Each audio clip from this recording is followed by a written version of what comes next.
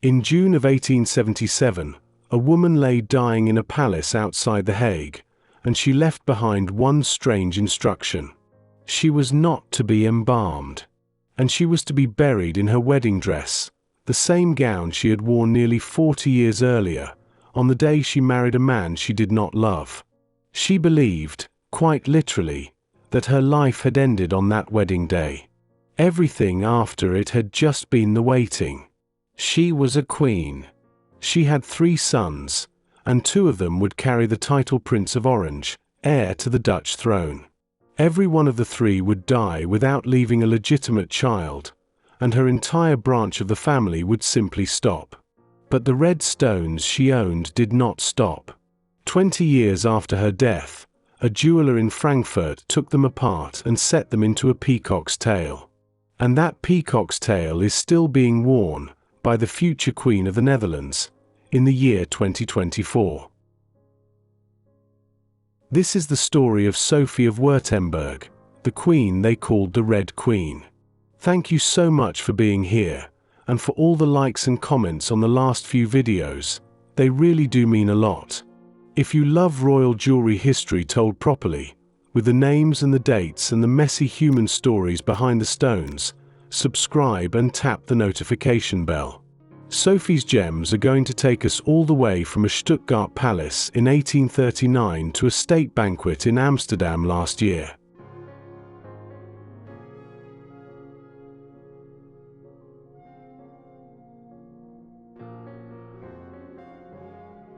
The Red Queen, the woman behind the stones. The jewelry only lands once you know what Sophie lost.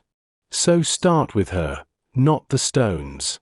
Sophie Friederike Mathilde was born on the 17th of June, 1818, at Ludwigsburg Palace near Stuttgart, the daughter of King William I of Württemberg.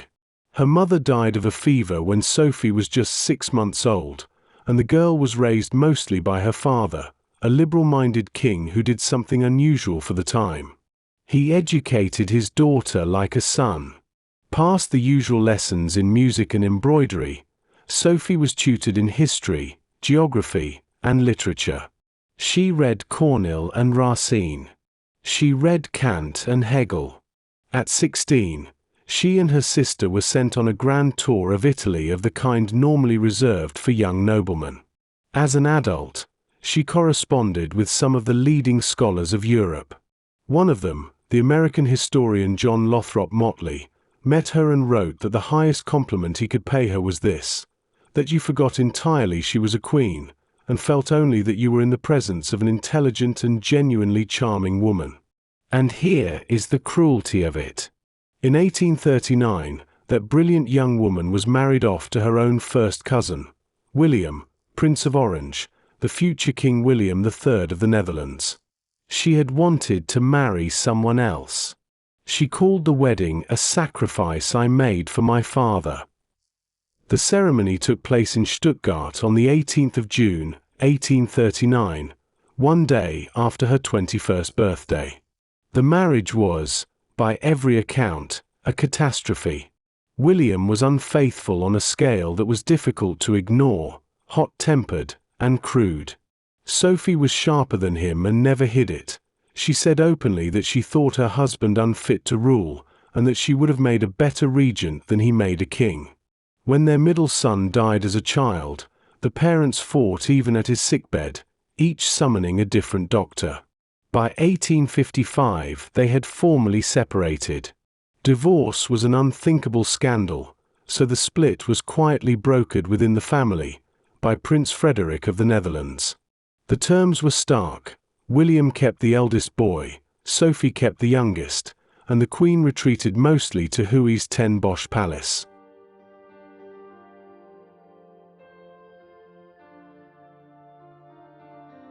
She would keep her public role as queen, but live privately. Free, at last, of the man she had married, she filled those years with letters to scholars and long visits abroad, to her father in Stuttgart and to the glittering French court of Napoleon III and Empress Eugenie. It was in those years apart that she earned her nickname. She backed the early Dutch women's movement. She became the protector of the first national women's organization. She lent her name to the founding of an animal protection society. She had little patience for court etiquette and less for religious dogma. She made no secret of her opinion that she would have governed better as regent than her husband did as king, and the Dutch establishment never quite forgave her for it. The press called her La Reine Rouge, the Red Queen.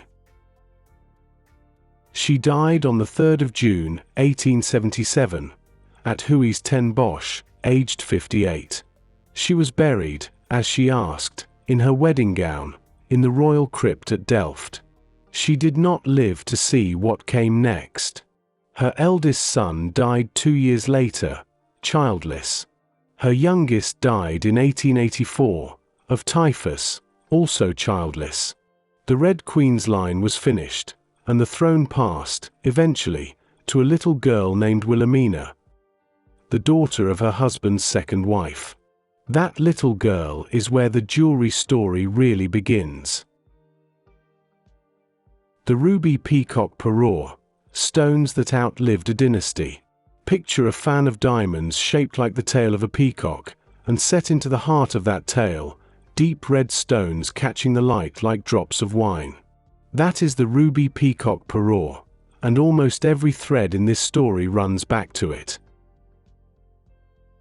It came together like this.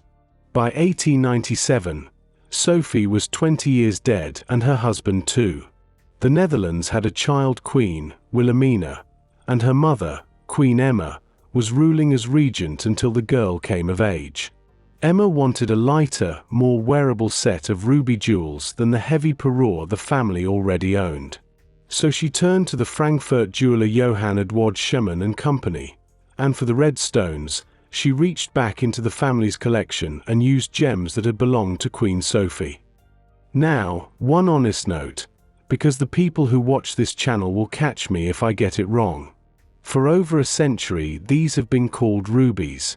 But the Dutch jewelry historian Martijn Ackerman, working from the period inventory of Sophie's own jewels, points out that they are listed there as balas rubies, which is the old name for spinels. So the truthful version is that some of these glorious red stones are not technically rubies at all. That makes them, if anything, more interesting, not less. Schumann set them into a versatile suite, a tiara built as a peacock's tail, a matching necklace, and a stomacher to pin across the bodice. The central element could be detached and worn on its own. And then it started moving through the family, hand to hand, queen to queen. Queen Wilhelmina wore it in the early 1900s. Queen Juliana wore the necklace at her investiture at the Nieuwe Kerk in Amsterdam on the 6th of September, 1948, and later wore that same necklace pinned into her hair on a visit to the United States. Then, in 1956, Wilhelmina did something that took the parure off its expected path. She gave it directly to her granddaughter, Princess Irene, at a birthday tea. Irene wore it through the 1960s, at a Belgian state visit, at her parents' silver wedding gala, at Princess Margret's wedding in 1967. And after that, it vanished. For decades, the ruby peacock simply disappeared from public view. No one outside the family saw it. Until 2009, when Queen Máxima wore the tiara to a gala during the Swedish state visit, and royal jewelry watchers realized the lost peacock was back. She brought it out again for a state banquet in Oman in 2012, for the state dinner at Rideau Hall in Ottawa in May 2015, and for the Singapore state visit in 2018. The necklace got its own moment at a dinner for the German president at Noordeinde Palace in 2017. Queen Beatrix, meanwhile, debuted the tiara at Queen Margrethe of Denmark's 70th birthday gala in 2010. And Máxima wore the full tiara and necklace together at the Diplomatic Corps Gala in Amsterdam on the 5th of June, 2024. Travel back to June 2023, and the ruby peacock tiara was worn by none other than the heir to the Dutch throne herself.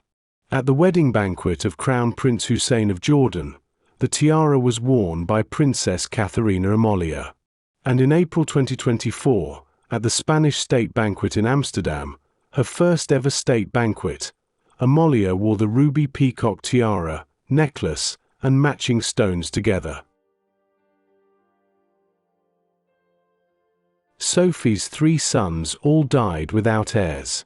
Her stones are now sitting on the head of the woman who will one day be queen. The Mellerio ruby parure, the one that wasn't Sophie's. If you go looking online for the Dutch ruby tiara, you'll run straight into a problem, because there are 2 of them, and people mix them up constantly. So let's settle it. The other ruby set is the Mellerio ruby parure, and it has nothing to do with Sophie at all. King William III ordered it at Christmas of 1888 as a 30th birthday present, not for Sophie, who was long dead by then, but for his second wife, Queen Emma. It was made in Paris by the House of Mellerio Melle, designed by Oscar Marcin, and the original order called for more than 900 stones. Curiously, it was first conceived in sapphires before the design switched to rubies. It was, by any measure, an enormous gift. The Mellerio set grew over the years into a tiara, necklace, bracelet, stomacher, brooch, even a fan. Queen Juliana later added earrings. Emma wore it, though in an 1891 portrait taken during a period of mourning, the rubies were quietly swapped out for diamonds. Juliana wore the stomacher and earrings at that same 1948 investiture, pairing the 2 ruby parures together, and she was the last person to wear the complete set. Beatrix wore it. And when Máxima sat for her first official portrait as the consort, she wore the Mellerio rubies, with the detachable center of the peacock parure pinned alongside. So remember it this way. The Mellerio is Emma's, Paris, 1889, brand new stones bought for her. The peacock is Sophie's, Frankfurt, 1897, old stones reset. 2 ruby sets, 2 completely different stories, sitting in the same vault.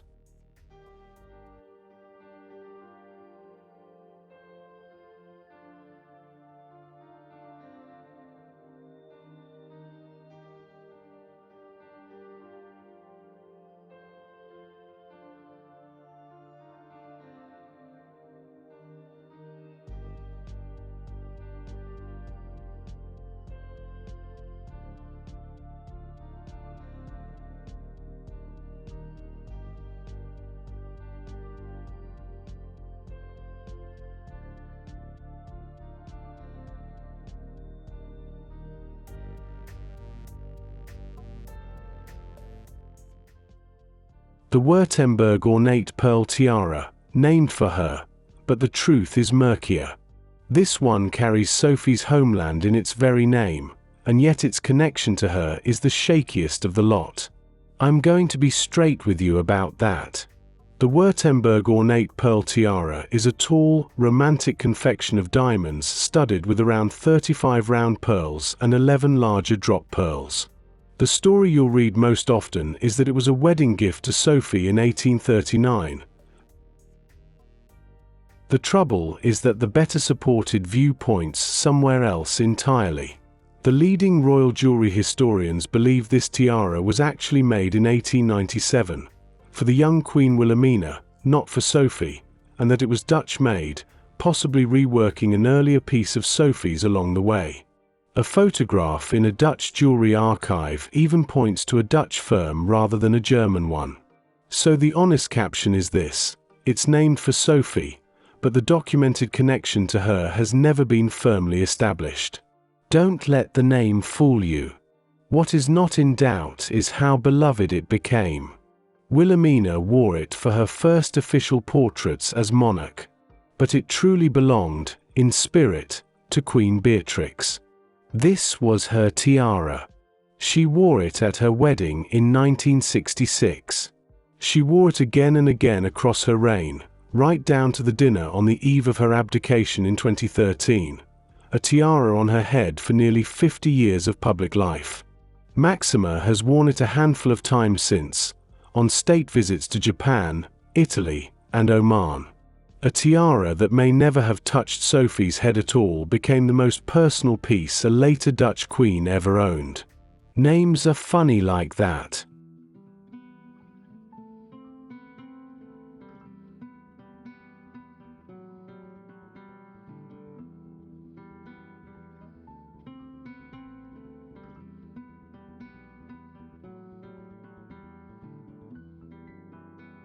The pearl button tiara, Sophie's real pearls, hidden in plain sight. Here is a piece whose link to Sophie is solid, and almost nobody notices it, because it spends half its life in disguise. Among the jewels Sophie genuinely owned were 5 floral ornaments of pearl and diamond, originally worn as brooches or buttons. Long after her death, around 1965, those 5 pieces were mounted onto a base of diamond festoons and turned into a tiara, the pearl button tiara. The base itself is said to echo an older coronet of Sophie's. And once you know to look for it, you'll start seeing it everywhere in Dutch royal photographs. Queen Juliana gave it its first full public outing in 1965. Princess Margriet wore it as her wedding tiara in 1967. Queen Beatrix wore it to her own inauguration in 1980. Now the clever bit. Take Sophie's 5 pearl buttons off the base, swap in a set of diamond stars that had belonged to Queen Emma, and the very same frame becomes a different tiara entirely, the one royal watchers call the Dutch star tiara. That is the version Máxima wore on her wedding day in 2002. And it's the version a teenage Princess Catharina-Amalia wore for her first public tiara appearance in 2022. So when you watched Amalia step out in tiaras for the first time, part of what she was wearing was the bones of a piece built around Queen Sophie's pearls. The Red Queen, again, quietly present. What Sophie actually brought, a dowry of pearls and diamonds. There's a tidy myth attached to this whole topic that I want to clear up, because it's the kind of thing the comments section will not let slide. The myth is that Sophie arrived from Württemberg in 1839 carrying a great set of rubies, and that those are the stones in the peacock parure. It's a lovely story. It just isn't quite true. When Sophie came to The Hague as a bride, her Württemberg dowry was substantial. But what's actually documented in it is pearls and diamonds, not rubies. The red stones that ended up in the peacock were certainly hers. The period inventory of her jewels lists them. But there is no record of a named Württemberg ruby parure she carried over the border. So the accurate way to say it is simply this: the red stones were in her possession, and where they came from before that, nobody can prove. What she demonstrably did own is gentler and, in its way, lovelier. There was a delicate pearl and diamond diadem of Württemberg origin. There were her floral pearl ornaments, the ones that would later become the pearl button tiara. And there was a bow brooch set with a pink diamond, a soft blush of color rather than the hard red of a ruby. It's a quieter inventory than the legend suggests. Pearls and pale diamonds and one pink bow. But nearly every modern Dutch tiara that traces back to Sophie traces back through exactly these pieces. Not through a ruby parure that, as far as the records go, she never actually had. The ears of wheat tiara, a harvest in diamonds. Some royal jewels look like crowns. This one looks like a field at harvest. The ears of wheat tiara is built from 8 diamond brooches, each shaped like a stalk of ripe wheat bending under its own weight, a design that goes all the way back to the early 19th century. These wheat ears didn't begin with Sophie. They came down through the Württemberg family, from Queen Catherine of Württemberg, and were inherited by Sophie along the way. When Sophie died, she left these diamond wheat stalks to her youngest son, Prince Alexander, the boy she had kept after the separation, the one who outlived her by only 7 years before typhus took him, childless, in 1884. From Alexander they passed to the young Queen Wilhelmina. And in the 1950s, the loose brooches were finally mounted together as a tiara. Unlike the grand state parures, the ears of wheat became a working piece, light, pretty, and lent out widely to the younger women of the family, worn as a bridal tiara at more than one Dutch wedding. Sophie handed it straight to Alexander, the son she'd fought to keep. He outlived her by 7 years and left no children. The brooches went on to Wilhelmina anyway.